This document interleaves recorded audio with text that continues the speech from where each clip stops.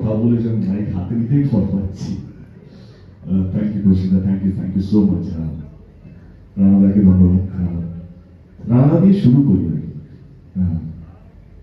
এই প্রথম প্রস্তাবটা আসে রানাদার কাছে। রানাদার সঙ্গে এটা আমার প্রথম ছবি নিয়ে আলোচনা হয়নি।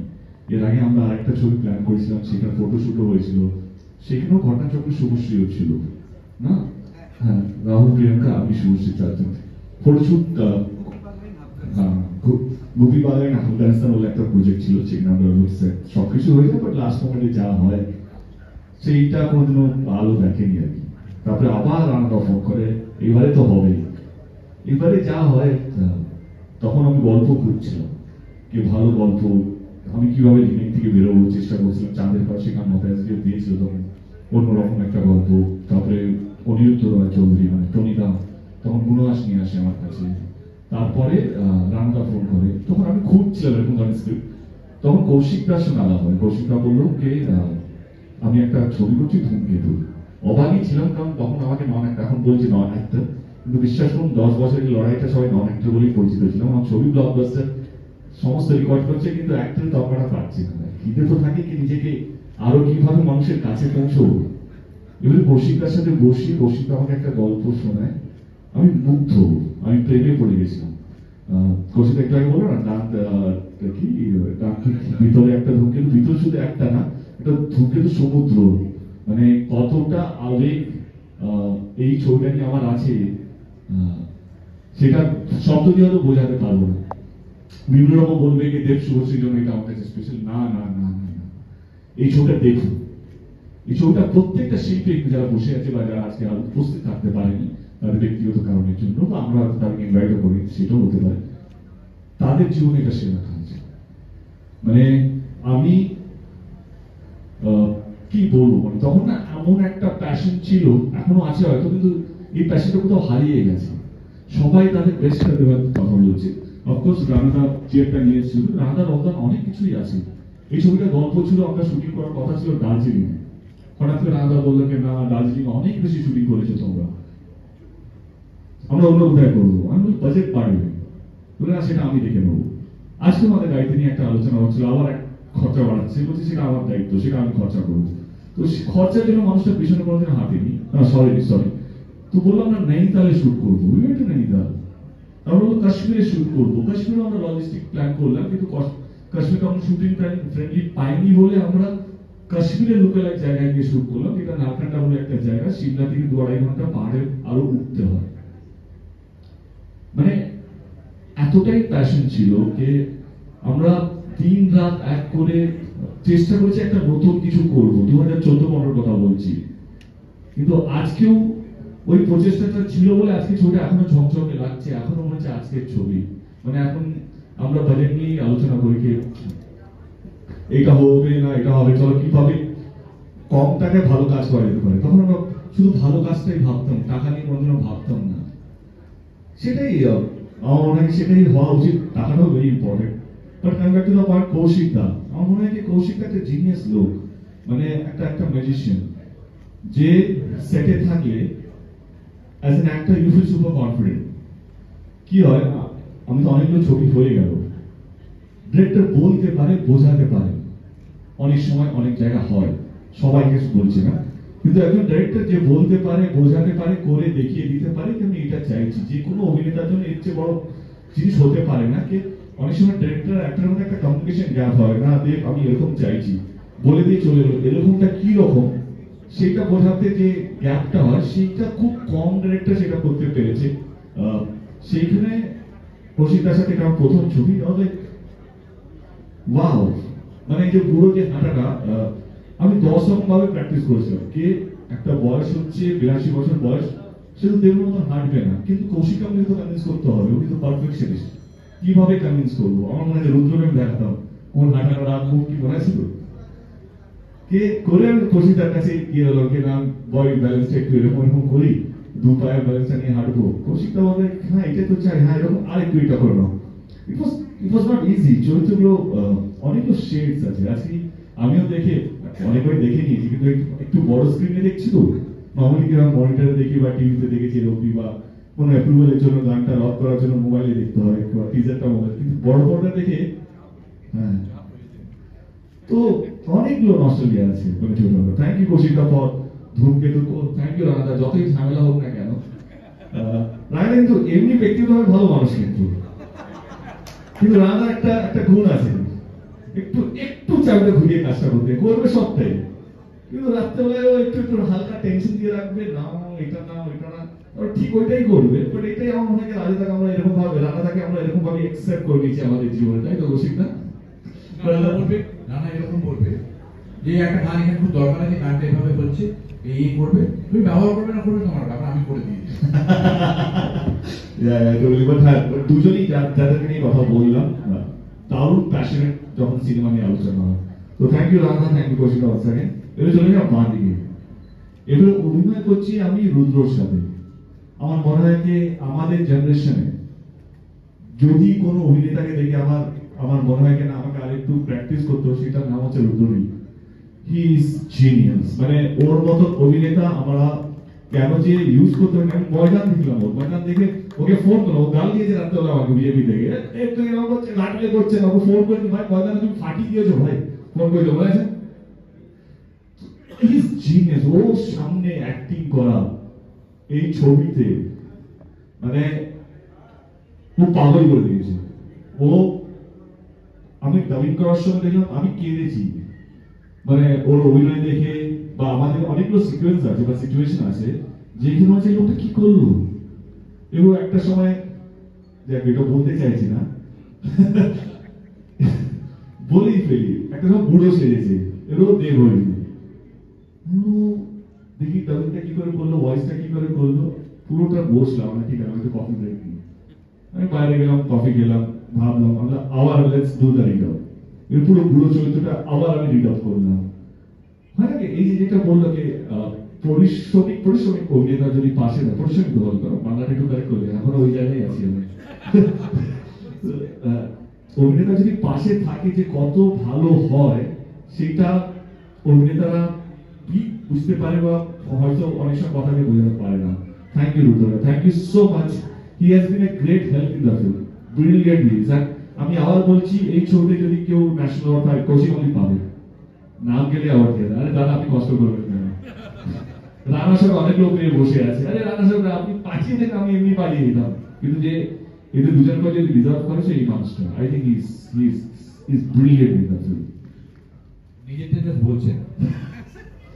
দুলালদার সঙ্গে আমার সেকেন্ড ছবি অগ্নিশপথে, উনি আমার বাবার প্লে করেছে, প্রথম ছবি আমার।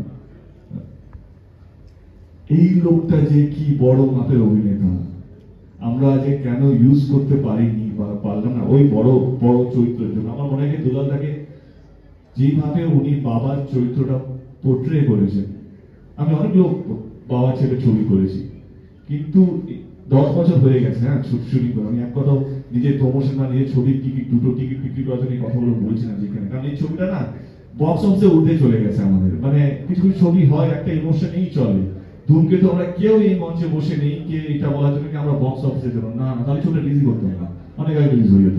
এই যে আটকিয়েছে বিকজ অফ দ্য ইমোশন, সবাই নিজের ইমোশনটা এর সঙ্গে জড়িয়ে রেখেছে। দুলালদা অপূর্ব এই ছবিটার মধ্যে, আর দুলালদার সঙ্গে প্রত্যেকদিন শর্ট দেওয়ার আগে জিজ্ঞেস করবো দুলাল কি করছিল কি করছিল, আরে কি করছিল, ঠিক ঠিক। এন্ড দুলালদার সাথে আমার অনেক সিন আছে ছবিটার মধ্যে, মানে কি সিনের পর সিন আছে, যেখানে বড় বড় মানে সংলাপ চলছে। ইটস নট ইজি দুলালদার সাথে অভিনয় করা, ওই পোস্টারিং নিয়ে এক টাইম, ছেলে হয়ে এক টাইম, কখনো বকছে, কখনো ভালোবাসছে, কখনো চিৎকার করছে, এন্ড সেইখানে আগে this old man is doing so good. এই ওল্ড ম্যানটা থাকা হয়ে যাচ্ছে, দুটো বৃদ্ধ মানুষ দুজন কথা বলছে, আর সেখানে একটু ব্যালেন্স ইট, ওই বয়সটাকে তো আমাকে মেলাতে হবে। It was not easy job. Dulalda's সাথে অভিনয় করা is not easy, but I think he made me so comfortable. And thank you Dulalda, thank you so much, thank you. অলকানন্দাদিকে নিয়ে কি বলি, এই গানটা সত্যি বলার জন্য, মানে she is like that, মানে পুরো ছবি জুড়ে সহজ সরল মা বলে যেটা বোঝানো যায়, এবং এই চরিত্রটা না আমাদের সহজ নয়, কিন্তু মানে আমি যে চরিত্রটা প্লে করেছি বা রুদ্র বা দুলালদা, এগুলো সাধারণভাবে আসে না, প্রত্যেকদিন কেউ লিখতে পারে না এই চরিত্রগুলো, এটা ওয়ান্স ইন ব্লু পায়। আমার মনে হয় রুদ্র এরপরে এই জীবনে এইরকম ধরনের চরিত্র পাবে না, আমিও পাবো না। দেব ধূমকেতুর মতন চরিত্র আমার মনে হয় না কেউ কেউ আমার জন্য লিখবে বা লিখতে সম্ভবও কিনা আমি ডাউট করিনি। আমার 48টা ছবি হয়ে গেছে, তার সত্ত্বেও আমি এত বড় বড় কথা দায়িত্ব নিয়ে বলছি। অলকাদি, থ্যাংক ইউ সো মাচ। আর আমার তো অনুপম আছি।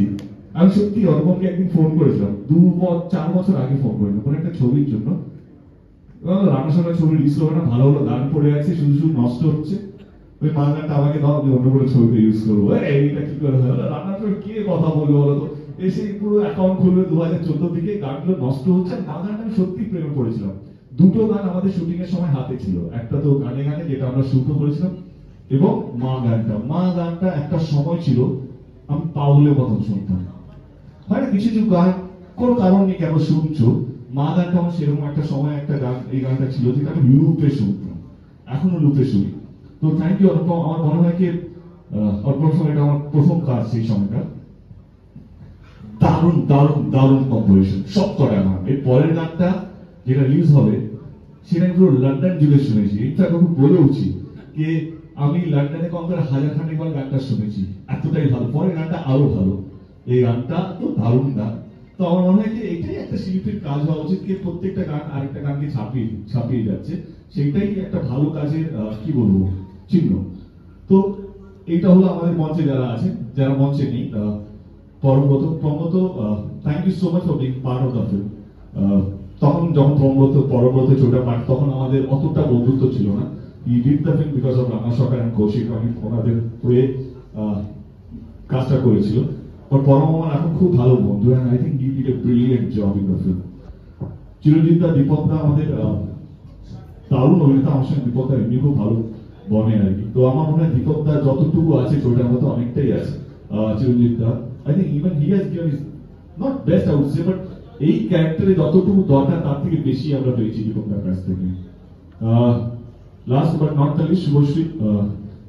আমার মনে হয় ওরও জীবনে সেরা কাজ, যেটা কৌশিক একটু আগে বলছিল, তখন আমরা চিহ্নিত কি আমরা কমার্শিয়াল ছবির নায়ক নায়িকা, তাদেরকে নিয়ে it's a big film, it was not that easy film, কে তাদেরকে বিশ্বাস করে কাস্ট করা। এবং আমি হলফ করে বলতে পারি অ্যাজ এ প্রডিউসার হিসেবে আজকে দাঁড়িয়ে আই এম ভেরি প্রাউড যে ওই সময় আমি হ্যাঁ বলেছিলাম শুভশ্রী এই ছবিটা আছে বলে। অ্যান্ড ও যেভাবে পাঠ করেছে ছবিটার মধ্যে, আমার মনে হয় যে এখন তো অনেক বেশি উন্নত পরিণত, এটাও বলেও থাকে, বাট মাঝে মাঝে উন্নত পরিণত পরেও আমাদের পুরনো লুক, পুরনো ইনোসেন্ট গুলো দেখতে আরো বেশি ভালো লাগে। আমার মনে হয় কোথাও যেন শুভশ্রীর ক্ষেত্রে এই ছবিতে সেটাই হবে, কি আমার মনে হয় এটা জীবনের সেরা ছবির মধ্যে একটা ছবি হয়ে থেকে যাবে আমাদের সবার জীবনে। তো দিস ইজ অল। আমি কাউকে মিস করলাম? অধুন্দা সিং, হ্যাঁ অধুন্দা আচ্ছা, আমার সঙ্গে অতটা সিন ছিল না, but he is again legend actor. আমরা পেয়েছি ওনাকে ছবিটার মধ্যে, definitely we are very happy and very proud কে উনিও আমাদের এই পরিবারের সঙ্গে, ধূমকেতু পরিবারের সঙ্গে যুক্ত আছেন। আর একটা নাম যেটা আমার কাছে, ওনার সঙ্গে সংসার করেছেন 25 দিন, বিক্রম গায়কোয়াড়, মেগা আর্টিস্ট আমাদের। এইটা পিছনে একটা ইতিহাস আছে। আমরা কতটা প্যাশনেট ছিলাম, কতটা এই ছবিটাকে নিয়ে সততায় ছিলাম, অনেস্ট ছিলাম, সেটা আরেকটা পরিচয় হচ্ছে কি কৌশিকা তো লিখে নিয়েছে দুটো চরিত্র।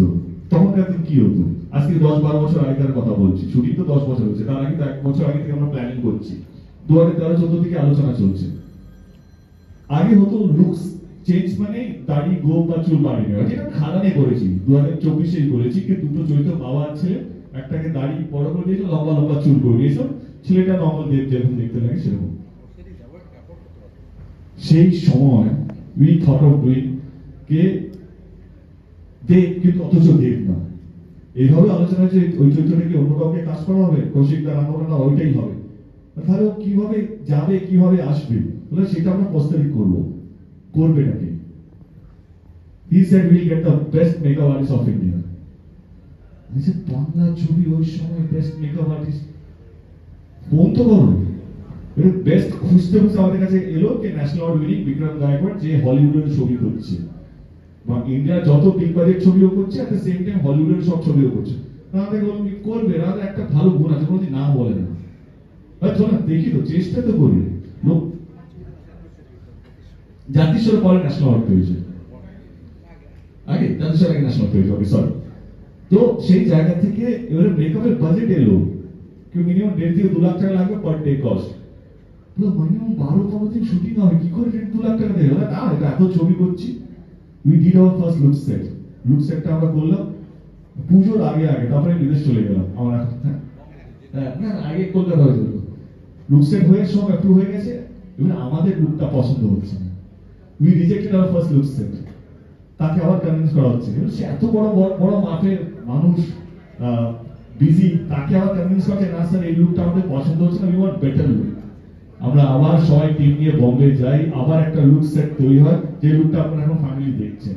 তো এটাই বলবো যে থ্যাংক ইউ বিক্রম জুনি, এখন নেই, বেঁচে নেই, এবছর উনি মারা গেছেন। তো আমাদের শ্রদ্ধাঞ্জলি আমাদের টিমের পক্ষ থেকে, genius, he was a legend. And অন্যতম ভালো লাগার কারণ এই শোটার মধ্যে হচ্ছে ডেফিনেটলি এই প্রস্থেটিক মেকআপটা। তো থ্যাংক ইউ বিক্রম স্যার, আপনি যেখানেই থাকেন ভালো থাকুন, যেন এটাই ঠাকুরের কাছে প্রার্থনা করি। This is all our Dhumketu. Soumik Haldar, hi, how can I forget him? Soumik হচ্ছে আমাদের ডিওপি, আইডি হচ্ছে আমাদের ইন্দ্রজিৎ দাশগুপ্ত, হচ্ছে আমাদের ব্যাকগ্রাউন্ড স্কোর, ব্যাকগ্রাউন্ড মিউজিক দিয়েছেন।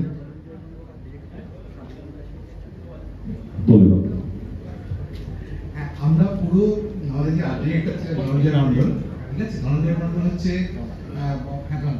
বম্বের খুব বড় একজন আর্ট ডিরেক্টর, তিনি তিনবংশ দুর্গের সঙ্গে কাজ করেন। আমরা পুরো নৈনিতালে যা শুট করেছিলাম তার ইন্টেরিয়রটা কলকাতায় বানিয়েছি, মনে আছে? নৈনিতালে যা শুট করেছিলাম তার ইন্টেরিয়রটা কলকাতায় বানিয়েছি। সিনেমাতে দেখতে পাবেন আপনারা যে ওই যে পাহাড়ি বাড়িগুলো বা তার যে ইন্টেরিয়র গুলো হবে সেগুলো নৈনিতালে না করে আমরা কলকাতায় করেছি। সিনেমাটা দেখার পর আপনারা বলবেন যে একজন আর্ট ডিরেক্টর বা প্রোডাকশন ডিজাইনার কতটা ইম্পর্টেন্ট। সিনেমাটা দেখার পরে ধনঞ্জয় মন্ডল, তাকে আমরা হয়তো পাবো এর মধ্যে কোনো একটা ইভেন্টে, সেই ধনঞ্জয় মন্ডল সেই কাজটা করেছে। আর আরেকজনের নাম, তিনিও ন্যাশনাল অ্যাওয়ার্ড পেয়েছেন আমারই ছবিতে। আমার ছবিতে দুজন ন্যাশনাল অ্যাওয়ার্ড পেয়েছেন, একজন বিক্রম গায়কোয়াড় আর একজন শ্রাবণী দাস জাতিস্বরে। শ্রাবণী দাসও কস্টিউম মেকআপ এইগুলোতে ডিজাইন করেছিলেন। শ্রাবণী দাসও হয়তো কয়েকদিন আসবেন, তার নাম না বললেও নয়। একটা ইনডাইরেক্ট বলার আছে, এটা না বললে হবে না। আজকে আমাদের বাংলা ফিল্ম ইন্ডাস্ট্রির অন্যতম শ্রেষ্ঠ এবং সবচেয়ে বড় যিনি মেকআপ আর্টিস্ট সোমনাথ কুন্ডু, সেই সময় দেবের পার্সোনাল মেকআপ করতেন উনি। তো আমাদের সঙ্গে ছিলেন এবং মনে আছে বম্বেতে সোমনাথ আমাদের সাথে গিয়েছিল। এবং বিক্রম গায়কোয়াড়ের ওই ম্যাজিকটা দেখতে দেখতে ও ইন্সপায়ার্ড হয় যে এটা এইভাবে এভাবে হতে পারে। এবং ওই যে ওর জীবনে প্রস্থেটিক্সে একটা হাত ছাড়িয়ে ও পড়াশোনা শুরু করলো, আমরা আমাদের মধ্যে কিভাবে করতে পারি, করতে করতে আজকে কলকাতা শহরে অপরিহার্য একজন প্রস্থেটিক্স আর্টিস্ট তৈরি হয়েছে। সেই ইন্সপিরেশনের পয়েন্টটা কিন্তু সোমনাথের ধূমকেতু। তাই ধূমকেতুর প্রত্যক্ষ পরোক্ষ অনেক অবদান রয়েছে এবং সেই জন্য আজকে সোমনাথ, আমরা আজকে আর বম্বে যেতে হয় না, কলকাতায় আমরা কাজটা করতে পারি। সেটার কিন্তু সূত্রপাত সেই জেডব্লিউ ম্যারিয়েটের ঘর, যেখানে সোমনাথ ছাত্রের মতো দাঁড়িয়ে দেখছে বিক্রম গায়কোয়াড় কি ম্যাজিকটা করছে। অনবদ্য, সেটা অনবদ্য। আরো দুটো নাম, যে দুটো যদি না বলি তাহলে দেবের প্রচুর একটা ইয়ে হবে। মানে একজন হচ্ছে বাবা যাদব। বাবা যাদব এবং দেবের এত গান, এত কোরিওগ্রাফি, এগুলো তো কেউ বুঝতে পারবে না। আমাদের গানে গানে যে গানটা, সেটার কোরিওগ্রাফি বাবা যাদবই করেছেন। আর আমাদের ধূমকেতুর পুরো অ্যাকশনটা করেছেন যুবরাম, মানে উনি চেন্নাই থেকে আসতেন ওনার টিম নিয়ে। এই টোটাল যে আমাদের দেব ইউনিভার্স, যেটা দেব শুভশ্রী ইউনিভার্স, যেটা সেটা কিন্তু মোটামুটি আছে। তার মধ্যে আমরা অ্যাড হয়েছি, কৌশিক গাঙ্গুলি অ্যাড হয়েছে, অনুপম রায় অ্যাড হয়েছে, রুদ্র তো প্রচুর সিনেমা করেছে, দুর্গা সিনেমা করেছে দেবের সাথে। দেব ইউনিভার্স, দেব শুভশ্রী ইউনিভার্স, তার মধ্যে আমরা অ্যাড হয়েছি এবং সেই ইউনিভার্সটা টাইম মেশিন আজকে ধূমকেতু এনে আমাদের সামনে ফেলছে 14 আগস্ট। Thank you. কারোর যদি কোনো প্রশ্ন থাকে যদি কারো কোনো প্রশ্ন থাকে হাত তুলতে পারেন, আমরা মাইক পৌঁছে দেবো প্লিজ। হ্যাঁ, প্লিজ।